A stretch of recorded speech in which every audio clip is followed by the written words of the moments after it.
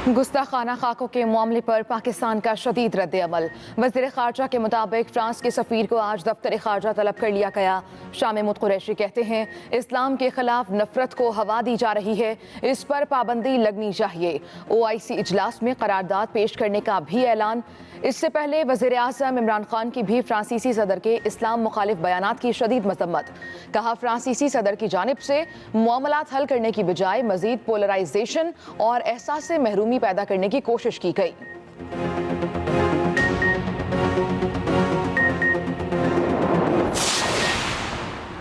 वज़ीर आज़म इमरान खान का mark Zuckerberg को ख़त, फेसबुक से इस्लाम मुखालिफ मवाद पर पाबंदी लगाने का मुतालबा। कहा सोशल मीडिया बशमूल फेसबुक इस्लाम मुखालिफ मवाद फैला रहा है। इस्लामोफोबिया पर मबनी नफरत अंगेज़ मवाद पर मुकम्मल पाबंदी होनी चाहिए। ऐसा मवाद नफरत, इंतहा पसंदी, तशद्दुद की हौसला अफजाई करता है।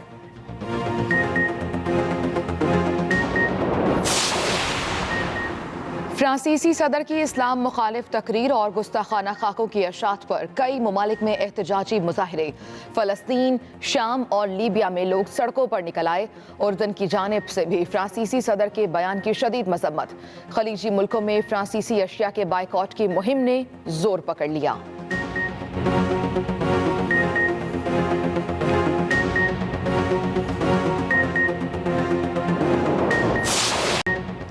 पाकिस्तान में कोरोना वायरस के वार जारी। 24 घंटों के दौरान 707 नए केसेस रिपोर्ट। वबा ने मजीद 3 जानें ले लीं। जहां बहक अफराद की तादाद 6739 हो गई। कोरोना के एक्टिव केसेस की तादाद 10,788 है। अब तक 3,11,075 मरीज मुकम्मल शिफायाब भी हो चुके हैं।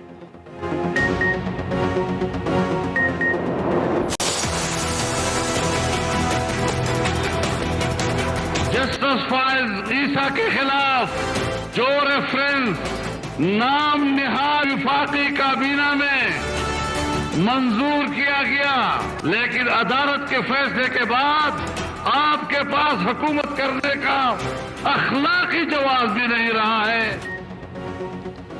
कोयटा में अपोजिशन इत्तेहाद PDM का तीसरा जलसा। मौलाना फजलुर रहमान ने कहा मईशत तबाह करने वाले जाली हुक्मरानों के खिलाफ तहरीक अब और तेजी से बढ़ेगी। मरियम नवाज ने कहा कठपुतलियों का खेल अब खत्म होने को है। इमरान खान को तारीखी नाकामी पर इस्तीफा देना चाहिए। अब अवाम की हाकमियत का सूरज तलू होगा। बिलावल भुट्टो जरदारी बोले इमरान खान तमाम इदारों को टाइगर फोर्स बनाना चाहते हैं, ऐसा नहीं होने देंगे। ये तबाही है, तब्दीली नहीं।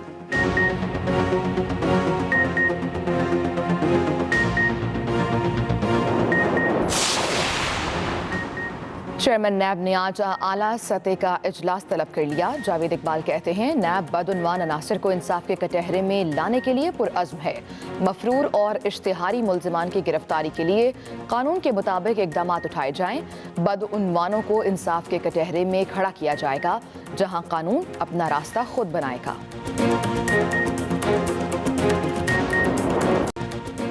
लाहौर के शहरियों के लिए भी ऑरेंज लाइन मेट्रो ट्रेन के दरवाजे खुल गए। डेरा गुजरा से अली टाउन तक 22 ट्रेनें अपने ट्रैक पर रवा दवा। ऑरेंज लाइन ट्रेन के ऑपरेशन का बाकायदा आगाज सुबह 7:30 बजे हुआ। यकतरफा किराया 40 रुपये मुकर्रर। ऑरेंज लाइन ट्रेन पर रोजाना 2.5 लाख मुसाफिर सफर कर सकेंगे।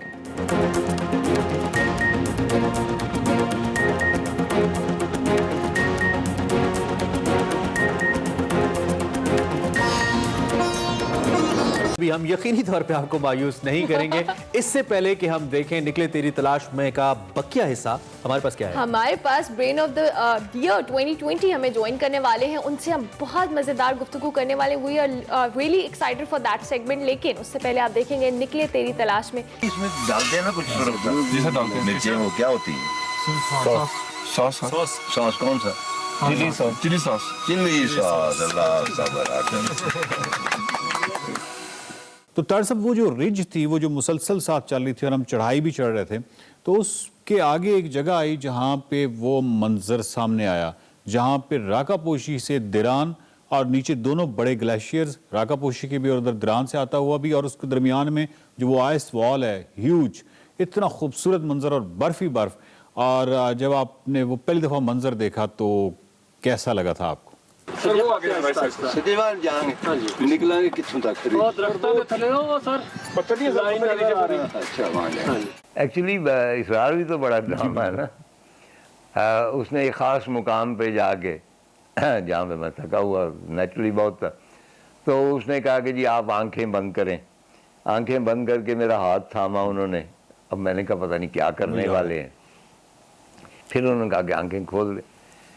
वो जो मैंने मतलब वो इतना सडन है वो मंज़र, उसको आप एक्सपेक्ट ही नहीं कर सकते। यानी जितनी भी मेरी प्लानिंग थी रागापोशी के बेस कैंप तक, उसकी किताबों में कहीं भी ये तस्वीर नहीं थी जो मैंने एकदम, और वो मुझे ऐसे लगा कि जैसे वो पेंटिंग मेरे सामने उन्होंने कर दी है, ये सचमुच की नहीं हो सकती। यानी वो बर्फ़ के जो ग्लेशियर हैं और उनकी बुलंदी और उनकी खामोशी और उनकी तन्हाई और आहिस्ता आहिस्ता जो बर्फ़ जो है वो आपस में पिघल रही है और कड़कड़ की आवाज़ें आती हैं।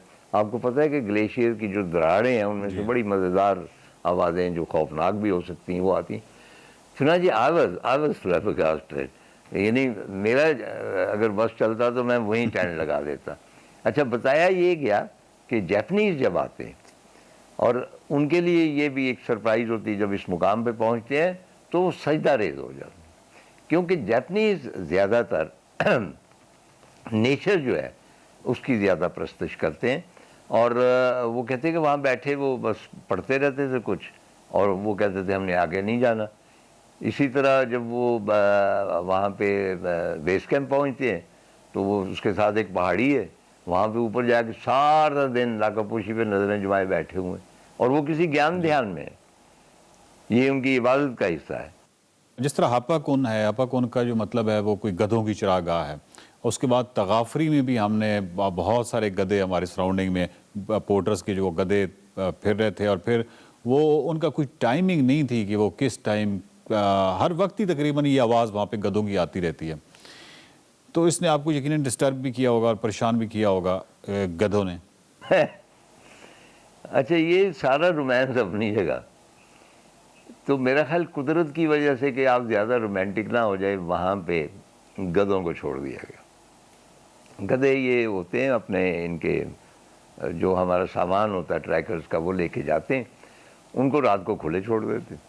तो चांदनी रात थी और आप जानिए कि चांदनी का गधों पे असर भी होता है, गधियों पे भी होता है, तो ज़रा रोमांटिक हो जाता। अब उन्होंने जो बोलना शुरू किया है तो मैं आई थॉट, अब मैं लेटा हूँ थोड़ा सा, मुझे थोड़ा सा कोई बुखार वगैरह भी था शायद, और मैं सोना चाहता हूँ, लेकिन ऐसी मतलब आवाज़ें निकाल रहे हैं और कंटिन्यूस चलता ही जाता है वो सिलसिला, वो चुप नहीं हो रहे।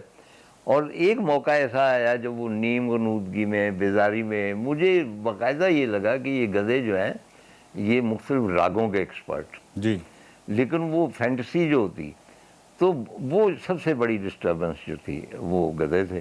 तो अगले रोज़ हमने वो शिकायत की, मेरा ख्याल वो गधों को ज़रा दूर ले गए। उस रोज़ चांदनी भी मुकम्मल नहीं थी, तो वो उनको करार आ गया। बल्कि मुझे याद है कि तार साहब, अगर आपको याद हो कि वो जो हमारी कैंपिंग साइट थी, वहाँ से वो जो रिज को काफ़ी आगे मुसलसल सफ़र करती रहती है और आगे फिर बर्फ़ शुरू हो जाती है, और मैं और आप दोनों गए थे, और वहाँ जहाँ बर्फ़ें स्टार्ट हो जाती हैं और काफ़ी ऊपर तक गए थे, वहाँ पे जहाँ पे भी हम शॉट रिकॉर्ड करना चाहते थे अपने सफ़र शर्त का, जो रागापोशी नगर का जो टेलीविज़न शो चला था, तो वो कितनी दिक्कत थी। और उसमें से भी, क्योंकि वो गधे चुप ही नहीं करते थे, और उसमें से भी एक दो शॉट ऐसे मजबूरी के तौर पे लगाने पड़े थे, जिसमें बाद में नाजरीन ने कुछ फीडबैक भी दिया था कि वो पीछे गधों की आवाज़ आ रही है। अब किसी को ये नहीं बताया जा सकता, हमारे पास बड़ा ही वो कलील वक्फा होता था जिसमें हम बात कर सकें। पहला था ना इम्पैक्ट, ये वही ज़रख़ून का उनकी मैंने बात की है। एंड नेचुरली डेमोक्रेसी में हर एक को बात करने की इजाज़त है, गधों को भी है, तो इन्हें करने दें। हमारे सिंधी मानू जो है ये थोड़े से अलील हैं, ही इज़ फीलिंग बेटर, तो दवाइयाँ वगैरह खाई हैं, अभी इनके लिए चावल जो है उबाले जा रहे हैं। आज सुबह कुछ मुझे प्रॉब्लम हो गई, 4:15 बजे के करीब मेरी आँख खुली, बाहर आया थोड़ी देर के लिए, लेकिन इतना सांस चढ़ा, वापस गया हूँ तो स्लीपिंग बैग में घुसने के लिए भी बाहर, तो और आई फेल्ट कि भाई कुछ बुलंदी का असर हो रहा है मुझ पे।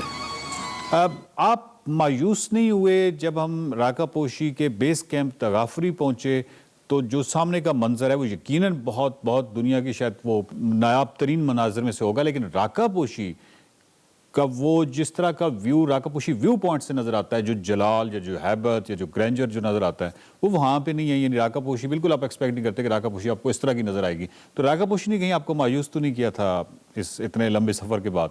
नहीं, मैं क्योंकि उसमें वो मैंने आपको किया कि वो जो इतनी एक्सटेंसिव एक पूरा फील्ड था ग्लेशियर्स का और उसके पास चोटियाँ थीं और सारा कुछ, ये एक अलग वो एक पिक्चर पोस्ट कार्ड चीज़ थी। जिस तरह आप कोई तस्वीर देख के उसको अप्रिशिएट करते हैं और फिर यकदम अगर आप उस मंज़र के अंदर चले जाएं तो वहाँ हवाएं भी होंगी और वो हवा सर्द भी होगी, वहाँ डेसोलेशन भी होगी, वहाँ पे चांदनी रात भी होगी, गधे भी होंगे, वो मतलब रियल होगा। चुनांचे मैं उसको कतई तौर पे मायूस नहीं हुआ। तार साहब, जो राका पोशी से दिरान की जो वॉल है, वो जो आइस वॉल है, यानी क्या बुलंद और कितनी खूबसूरत, और नीचे सारे उसके ग्लेशियर्स हैं, उस दीवार ने आपको मुतासिर किया? मैंने जो है रूपल फेस, वहाँ पे नागा पर्वत की दीवार देखी हुई जी, और वो दुनिया की अजीम तरीन दीवारों में से है, जिसका मैसनर ने भी जो 6 दीवारें उसने गिनवाई हैं, मैसिव बर्फानी दीवारें हैं, उनमें वो तो उसके मुकाबले में तो नहीं। लेकिन जैसा कि मैंने अर्ज़ किया कि इसमें ग्रैंजर नहीं है। राका पोशी के पूरा सिलसिला जो है को इसमें वो ग्रैंजर नहीं है जी जी। इसमें नस्वानियत और डेलिकेसी है जो दिल पे असर करती है। तगाफरी से वापस आ रहे थे, हमने एक ही दिन में वो सारा सफ़र किया, मिनापिन तक गो के जाते हुए हमने कैंपिंग एक जगह पे की थी, लेकिन वापसी पे वो सारा सफ़र एक ही दिन में किया। और मुझे याद है कि वो जो बिल्कुल लास्ट उसी बंजर, उसी वो जो शदीद चढ़ाई थी, अब यकीनन वो शदीद उतराई थी, तो उस पर आपने मुझे एक दफ़ा कहा था उसी दौरान कि मेरी टांगों के बिल्कुल हिस्सियात जो हैं मुझे कोई ख़त्म हो गई हैं और मुझे बिल्कुल उस वहाँ से कोई सेंसेशन नहीं है, बस आप चलते जा रहे थे। और वो एक बहुत ही टफ था, बहुत ही मुश्किल था, आपको यकीनन याद होगा। हाँ, मुझे याद है। होता ये है कि भाई एक ख़ास वक्त आता है थकावट का जी, ये मुख्तलिफ चीज़ों में आता है जी, ये क्रिएटिविटी में भी आता है, ये पेंटिंग्स में भी आता है, ये हर चीज़ में आता है जिसके साथ आपकी कमिटमेंट हो, जिस भी क्रिएटिव और ट्रैकिंग जो है क्रिएटिव आर्ट है और एक क्रिएटिव एक्टिविटी है जी। तो उस वक्त मेरी बिल्कुल हिस्सियात ख़त्म हो गई थी और मेरे टांगें काम नहीं कर रही थी और वो मैं एक रोबोट की तरह, मेरा ख्याल है कि मेरा कोई और सिस्टम ऑन हो गया था क्योंकि physically I was totally exhausted और उस सिस्टम के जिस तरह वो फ्रैंकनस्टाइन जो होता है ठप ठप या कोई वो जो रोबोट होता है, मैं उस तरह चल रहा था। तो मुझे याद है कि जमील ने मुझसे कहा कि मैं आपको थाम लेता हूँ या कुछ करता हूँ। मैंने कहा जमील अगर तुमने मुझे हाथ लगाया तो मैं एकदम कोलैप्स कर जाऊँगा। चुनांचे वो मुझे याद है कि जो मुझ पे गुजरी सो गुजरी। इसके साथ मेरी तस्वीर Angelo. ये इधर देखो इधर। He is the Michelangelo.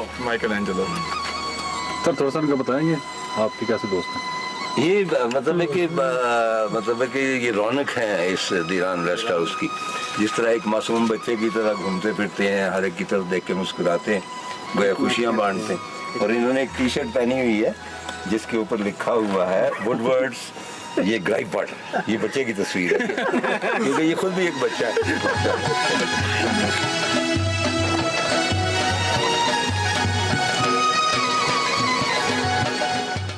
नगर वालों ने मुझे बहुत इज्जत दी, बल्कि वहाँ पे एक बहुत एंट्री के ऊपर एक मेरी तस्वीर लगा के उसके ऊपर लिखा हुआ है कि आप शिमाल से मोहब्बत करते हैं और शिमाल वाले आपसे मोहब्बत करते हैं। बहुत बड़ा ट्रिब्यूट है, मैं शुक्रगुजार हूँ।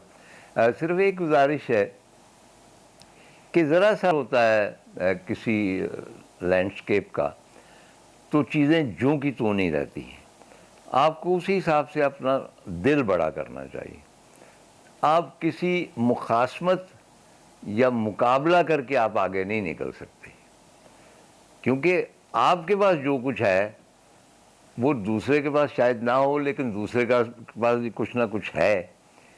तो वो एट टाइम्स आई फेल्ट कि कोई एक मुकाबले की या मुखासमत की फ़िज़ा और दूसरे फरीक के हवाले से कुछ नारवा से रवैये, मेरा ख़्याल है कि ये मुनासिब नहीं है।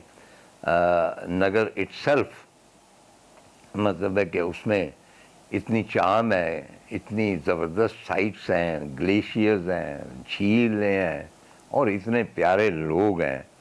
ये इनकी एंटिटी जो है वो इंडिविजुअली जो है वो बहुत प्रोमिनेंट है। उसके लिए इस तरह की तगोदो नहीं करनी चाहिए